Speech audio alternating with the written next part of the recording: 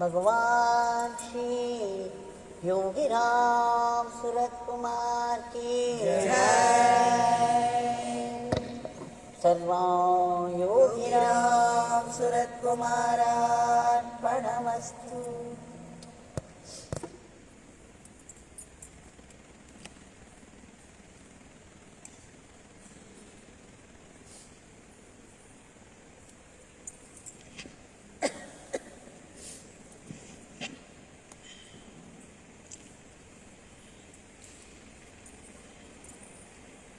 With his compassionate glance upon us, we were able to sing for one another this Divya Nama Sankirtan. And it is with grateful pranams that we have offered it at his holy lotus feet.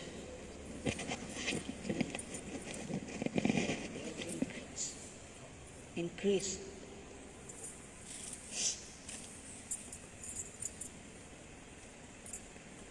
We have been having glimpses of Bhagwan's grace, Bhagwan's life, the experiences of his devotees, so that we would get to know the varied dimensions of this universal being who called himself Yogi Ramsuratkumar.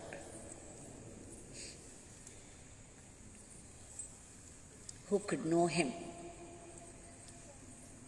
The infinite glory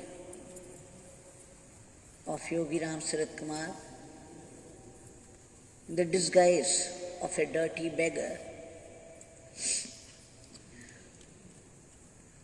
The vastness and the depths. We can only wonder, unable to fathom the depths. Today we shall see the tune that we sang this evening is from Srila Lozowick's group. Whenever they came to the ashram, Bhagwan would ask them to sing the name, and they would often choose this particular tune, which was very dear to Bhagwan. Though it was slightly different, we made it to suit our Nama chanting.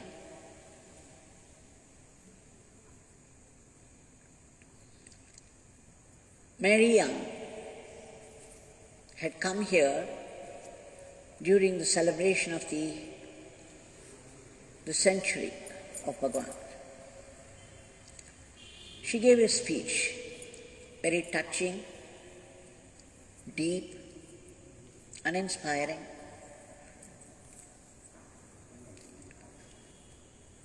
Her book, Under the Punnai Tree, is very beautiful, rich, and very inspiring. This is what I found. Everything would depend upon your own frame of mind, how you look at everything. But this, what she has written, every sentence carries the spirit of Bhagwan, His compassion, His grace,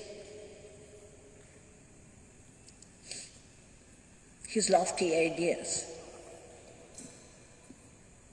I was wonderstruck. And then she spoke about it. She said that they had come with Mr. Lozowick in 2000 when Bhagwan was sick with cancer.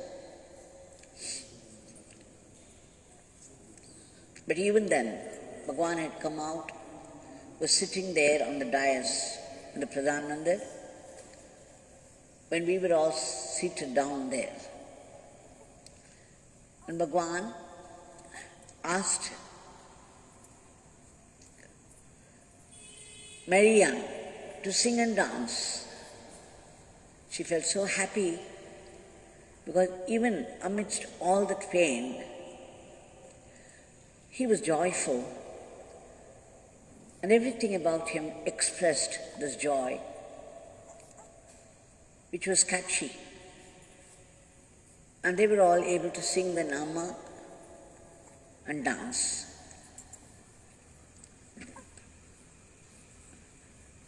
So, you see,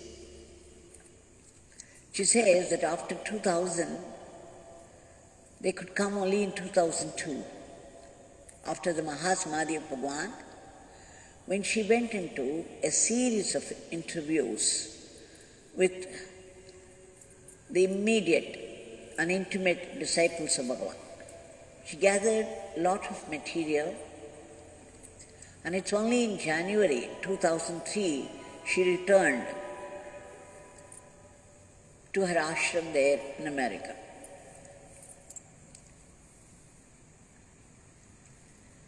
And as soon as she came, Mr. Lozowick said, "Look, in 4 months the book should be ready. The biography of Yogi Ramsuratkumar must be ready in 4 months." You can imagine she was stunned. She was thinking all that material, vast, immense material she had collected from varied people. She had to transcribe them, edit them, and fix them in places suitably. On only 4 months, how could she do it? But then, she thought she would leave it to Yogi Ramsuratkumar himself, she would leave it to Mr. Lee to shepherd the whole thing. It was not possible for her to do it, but then what Mr. Lee said was very much in the style of functioning of Bhagwan.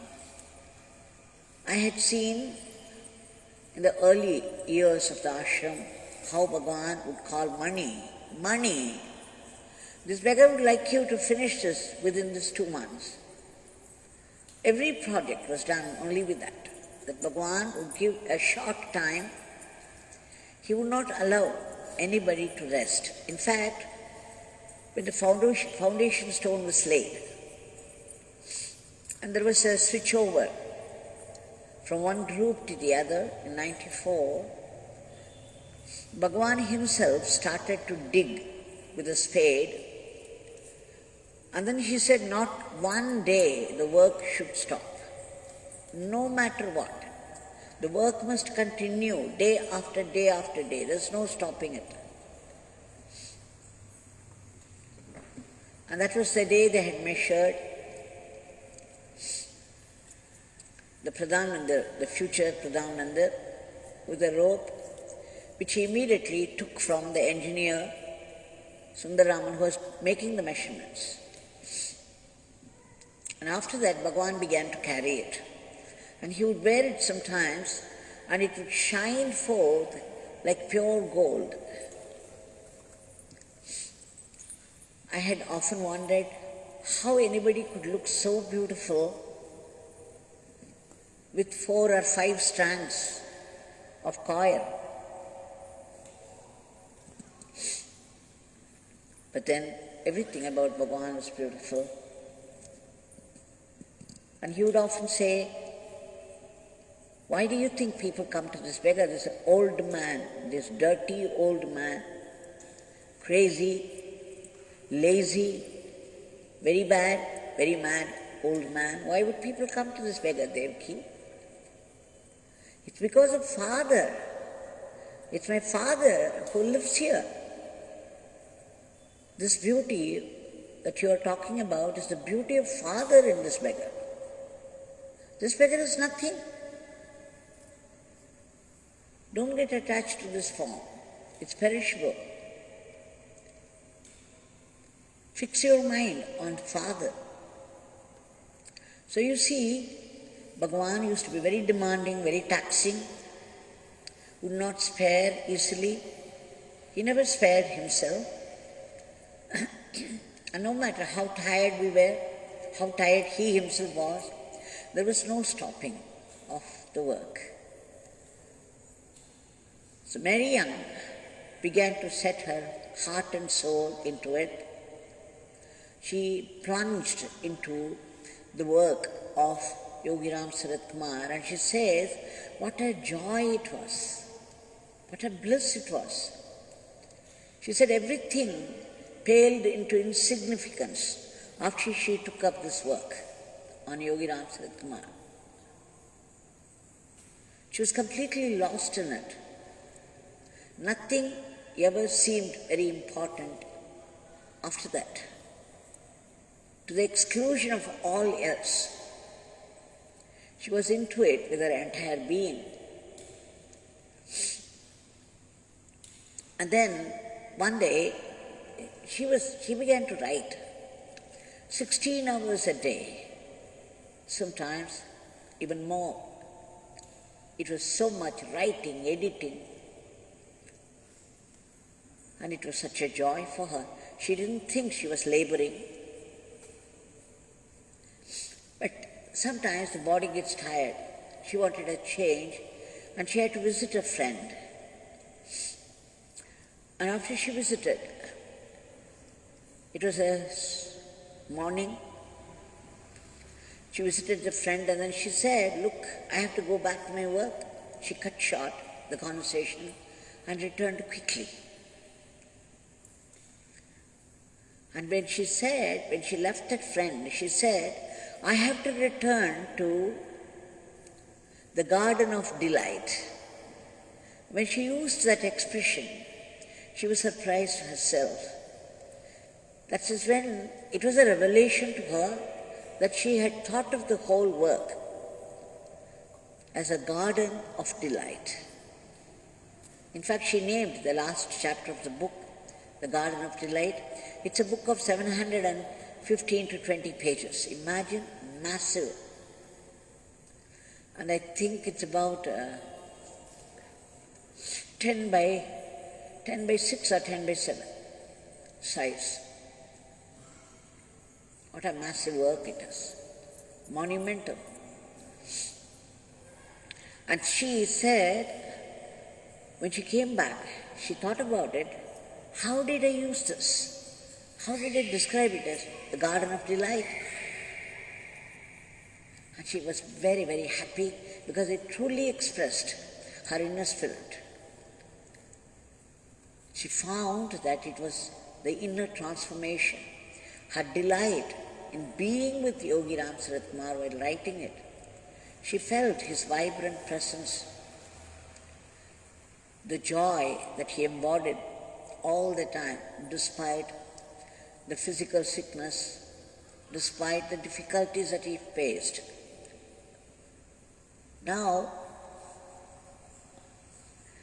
that evening, she took a walk with a friend of hers, and this friend was a typist. It is she who typed Caleb Wadlington's journal, notes on Yogi Ramsuratkumar. And when they were walking, this friend mentioned that 2 days before she had a dream. You see, she had typed all that material of Caleb Wadlington, so much of Yogi Ramsuratkumar had already gone inside her. Just like Mary Young. She said, this friend said, 2 days back I had a dream, and there's a feasting hall, and of course we were all picking up food from the table. Soon we fell into groups and began to talk. And I turned suddenly to the space. Something was drawing me to the space between the two tables. And what do you think I saw? I saw Yogi Ramsuratkumar standing there in flesh and blood, just as I see you now. He was standing there and he was smiling. I looked at him, wide-eyed,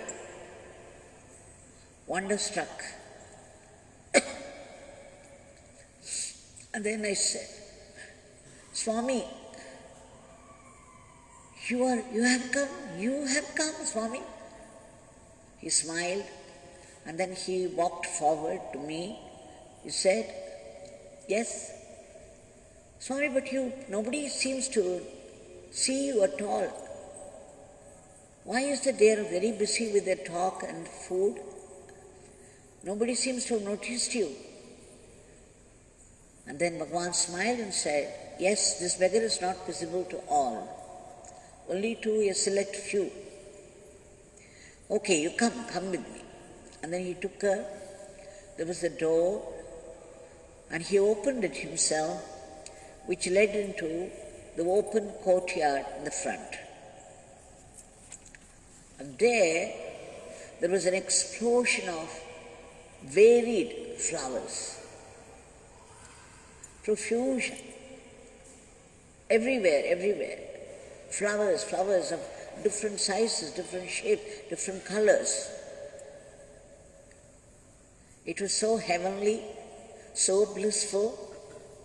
Bhagwan began to move about like a child, saying, you see that flower there? You see how beautiful it is? You see there, this color? And then Bhagwan said, this is it. This is my teaching. How blissful we are. This is my teaching. And then her dream came to a close. Bhagwan had often said, the dreams about him are no dreams at all. It is as real as this life is, because whenever he could not communicate something with a physical body at a physical level, he would appear in his astral body in the dreams of people and communicate.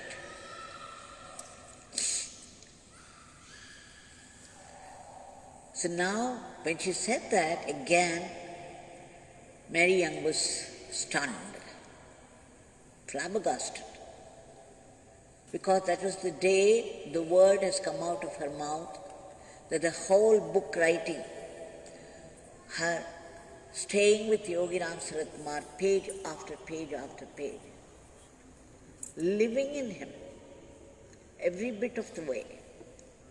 She described it as the garden of delight, and here the friend had come and she was talking about Yogi Ramsuratkumar taking her out to the courtyard, and there was a burst of flowers of every size, every shape, every color, a veritable heaven of bliss.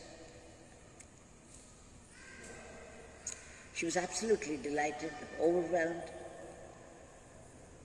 And this was an assurance, reaffirmation of what she thought. It was as though Bhagwan was telling her in different ways that it was truly so. The book is not only the last chapter which she named so, the whole book is a garden of delight. If you care to look at it that way, you would find it so. So after a few days, her people had gone out, she was all alone. And then again for a change, she stopped writing, went upstairs. She was having her breakfast. And she was looking on to the courtyard in the front from there. And it was morning. The whole place was lighted with the sun rays. It was so bright, dazzling and beautiful. So when she was looking upon that, suddenly she found Yogi Ramsuratkumar standing there. A form of light, burning bright. She couldn't believe her eyes. She was overwhelmed.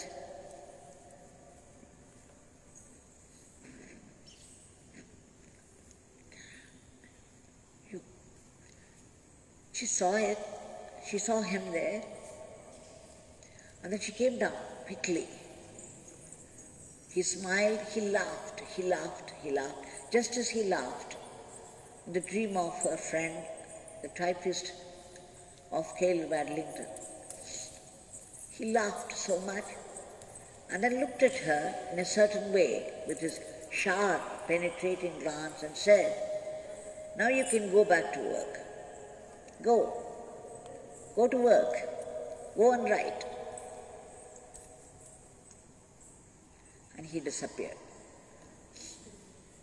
This had relevance not only because of his appearance, but also something to do with Mr. Lozowick, because even as she was writing, even as she found it as a bundle of joy, there were moments when the work was demanding, very taxing, and there were moments when she wondered why Mr. Lozowick give only 4 months, because it meant in practical terms the proofreading could be done only once or twice, and they had to be satisfied with that.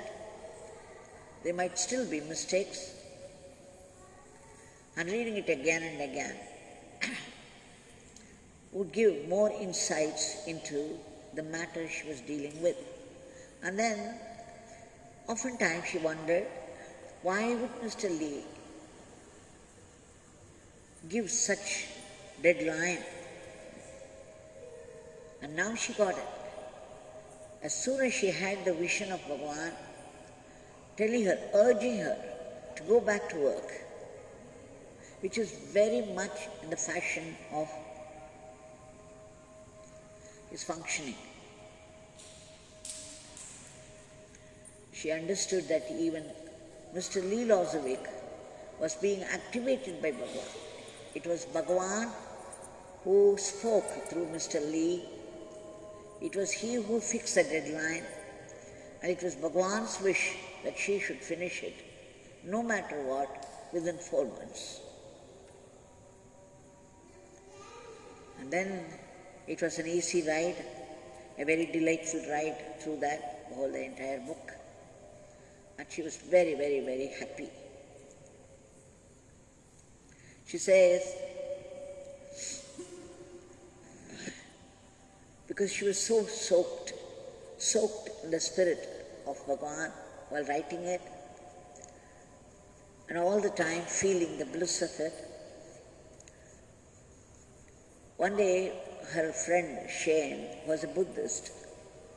He said, after the master passes away, after the master leaves the body, one could feel a vivid presence of the Master in the entire creation, in every aspect of creation. The Master becomes more living. You remember what Bhagwan said? This beggar can do much better work without this body. This is what he assured his devotees when they were concerned. Now, Shain said, the Buddhist said, the Master expresses himself, the truth of his spirit, in everything in the creation. He becomes so vivid and real. And that's what she felt. That's what we all feel. We see Bhagwan in the wonder all around. A blade of grass coming out of the earth, tiny, tiny, beautiful flowers coming out of the earth. You see it all around. You see it, his beauty in the ocean, his beauty in the mountain, his beauty in all the greeneries around, in the sky, in the fire, everywhere. His vibrant presence becomes so vivid and real.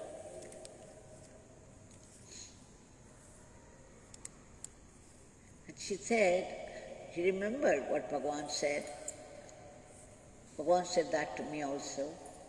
But when there is love, the true love in the heart, then the whole world looks so beautiful. How true it is. When the heart is filled with love, a divine love, then everything around, everything in the world looks so beautiful. Because you begin to see him in everything. And it is his beauty that gets revealed in the entire creation. Once I remember in Sudama, I asked Bhagwan, there was this conversation between him and me, which I think many of you would have heard.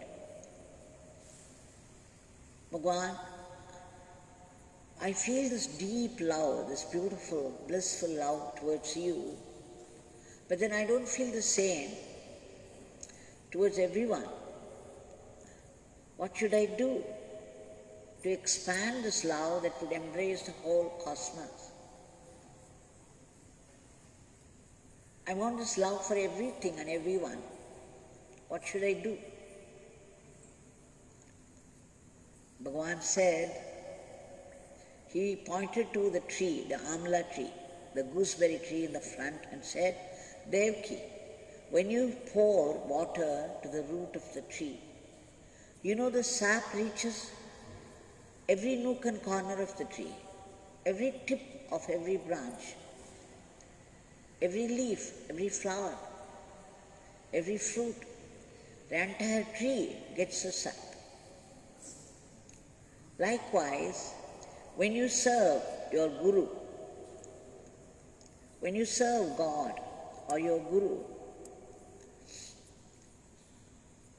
you are serving the whole world. This love for the whole world will develop. You are pouring water to the root of the tree. You are serving your Guru. As you go on serving and serving and serving with no expectations, only so much giving, you will find this love developing in you for the entire world. But then another time, which was not recorded, I asked him, I had a doubt. The Guru is there in the body, it is much easier to love him. But after the Guru leaves the body, how do we serve the Guru? Bhagwan said, the Guru becomes the entire world. Guru, the presence of Guru expresses itself, reveals itself in the entire world, in every form, the entire creation. So whatever work you do to yourself or to the people around, or to anyone, any creature, know that you are serving the Guru. You have to do it with attitude. This attitude, even giving yourself a cup of water or giving it to someone else, giving some food or doing something. Somebody is sick, you are attending. Whatever it is, whatever work you do in your daily life, know that you are doing it to the universal Guru. Guru was become the presence, the vibrant presence of the universal being. So do it in that attitude that you are serving the Guru, that I am doing this. Even you are eating some food, say that I am doing it for the sake of my Guru who is inside. I am offering this food to him. And when you serve others, think that you are serving your Guru in their forms. So whatever work you take up, whatever you do, think that you are doing Seva to the Guru, and you would be able to feel the inner transformation. This love, the divine love, will spring forth inside, will soon embrace the entire world. So this is for everybody, just as Lord Krishna spoke Bhagavad Gita to Arjuna, and it is Bhagavad Gita till today for every Arjuna of the world, till today.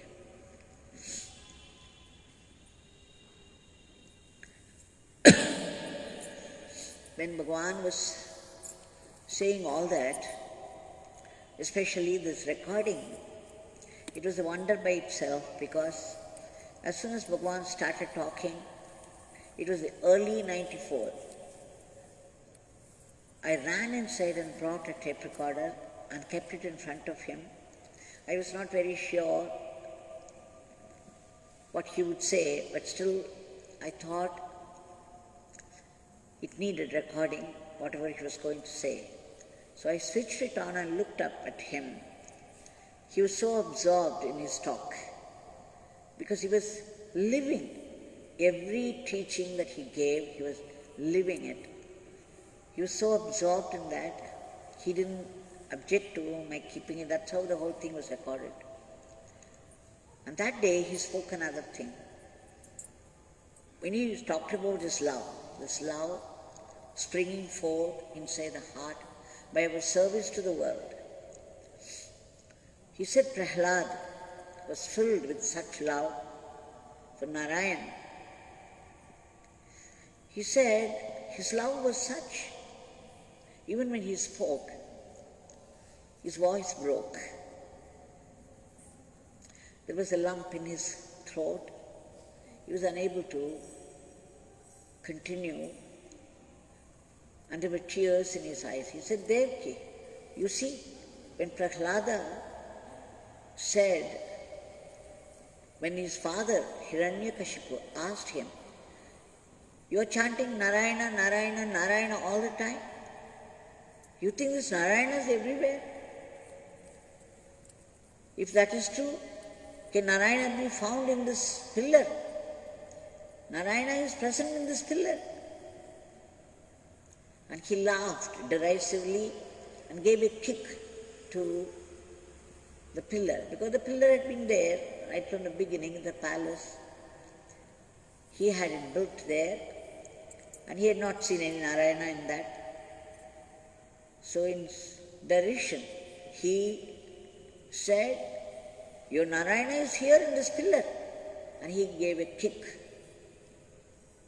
And Bhagwan, when he said it, Devaki, Prahlad said, yes, Narayana is here in this pillar. He is everywhere. He is in the blade of grass. He is in this pillar. He is everywhere. And when he said that, Narayana came out of the pillar. And again Bhagwan was choking. He could not continue. See, Devaki, Prahlad had such love for Narayan. When he said Narayan is here in the pillar, Narayan came. Narayan came out of the pillar, but then how did he come? He came like a Rudra because he had to kill Hiranyakashipu. The time had come to kill him for the sake of the world, for the relief to the world. So God is revealing himself through everything in his creation, but his revelation will be such that it would suit the present situation. According to the present situation, God would reveal himself just as he revealed his presence in the pillar, because Prahlad said so. At the same time, he came out, a violent anger shook his body. There was such ferocity. He ferociously jumped upon Hiranyakashipu, dragged him right up to the threshold, held him in his hand, and with his sharp nails, you all know what he did. I don't want to go into a description. What a horrid thing it was, even to remember. So you see, Narayana expresses himself through everything in creation, but it's not happy Narayana. He can be in any of the spectrum of moods, depending upon the demand of a situation. But then, when your heart is filled with love for him, then only you can see, you can feel his presence. You can feel the revelation. And for this love to develop inside, we have to serve the Master, the great Master. Our love, our devotion to Bhagwan must turn into love for people. And this love must in turn into Seva, selfless Seva. Seva without any expectations from the individuals. You are doing it for Bhagwan. It's a business between you and Bhagwan. You are doing it to people, but then you are doing it for Bhagwan. This is the attitude that we must develop. Even serving oneself is serving the Bhagwan inside you, serving your great Master inside you. With this attitude, if we go about the work of life, labor through our everyday, then we can surely find his blissful presence in everything, in everyone, everywhere. I remember reading a certain sentence somewhere, and then I changed the name. It mentioned a particular name of God, but then I changed it to Yogi Ramsuratkumar. And this became Mahavakya for me, the great truth spoken by God. From Yogi Ramsuratkumar to Yogi Ramsuratkumar, by Yogi Ramsuratkumar, for Yogi Ramsuratkumar. It is from Yogi Ramsuratkumar who is activating me in this body to Yogi Ramsuratkumar in any form, and it's being done by him because he is activating us into playing our role. So it's by Yogi Ramsuratkumar, and why do we do it? For the sake of our great Master, for the sake of God. So for Yogi Ramsuratkumar. So if we remember this sentence, that everything is from Yogi Ramsuratkumar to Yogi Ramsuratkumar, by Yogi Ramsuratkumar, for Yogi Ramsuratkumar, then this love for Bhagwan would become love for the entire creation. And this love would turn into selfless Seva. Now this Bhagwan is here right in front of us.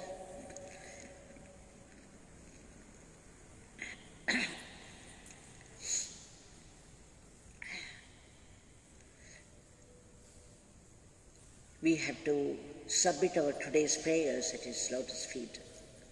Bhagwan is there, standing with his hand raised in benediction. How did Bhagwan become Bhagwan? Yogi Ramsuratkumar, he was Ramsuratkumar from Nardara. It's because he lived the sentence, it's from God, to God, by God, for God. Now he has become God and we are serving him. Today morning I came across the life of Rabaya, the Sufi Muslim saint. I think it must have been some 7th century or 8th century she lived. She was a very poor girl. She was a slave. She was being sold to some master who was very cruel to her. He tortured her in different ways. But then one day, the more and more torture, she turned more and more to God. She held on to Allah. One day when the master was about to indulge in an act of cruelty, he suddenly found an aura of light about her. And that frightened him. This is what the story says. And then immediately he apologized for everything that he did and released her from slavery. And after that, it was one straight absorption in God for Rabaya. So much so, all the time, she was soaked in the blissful love of God, that when she lived with so many people, so many other ladies in a place, the others used to quarrel among themselves. They would offend people and feel offended in turn, and there would be bitter quarrels among them. But Rabaya was always smiling, and nobody picked up any quarrel with her. And then one day, those people approached her and asked her, Rabaya, why is that? We quarrel, we become very bitter, we react very badly, whereas you are in harmony with all the people around. How is that nobody picks a quarrel with you? Rabaya said, there is no time for me to quarrel with anybody. I'm so fully engaged in my love for God. I'm completely absorbed in the love of God. I have no time for anything else. So may we all live a life like Rabaya, that we will have no time for anything else except love, love of God, and that becomes love of creation. Let us pray to Bhagwan for today's situation. Bhagwan, we seek your immediate divine intervention to free the entire world from the clutches of this virulent virus and bring back normalcy to the world. Bhagwan, uproot this fear, sorrow, anger from the hearts of people. Let people evolve to a higher level. Stop the spread of the diseases, and please stop the spread of the worldliness. The worldliness is the worst disease. The Maya. Uproot this Maya from the hearts of people. And Bhagwan, you are the medicine. You please enter some medicine, the vaccine, so that it would kill the virus instantly and once for all. Likewise, you enter into our heart and kill this Maya in us so that we be liberated into the world of love and service. Bhagwan, all those soldiers, brave soldiers, tapasvins, who at the very risk of their lives are fighting the disease against all odds, all challenges, please give them protection and a boost to the falling economy And above all, may every one of us, by a downpour of grace from you, become like Rabaya, with no time to quarrel with anybody, to find fault with anybody, to only love and give all the time.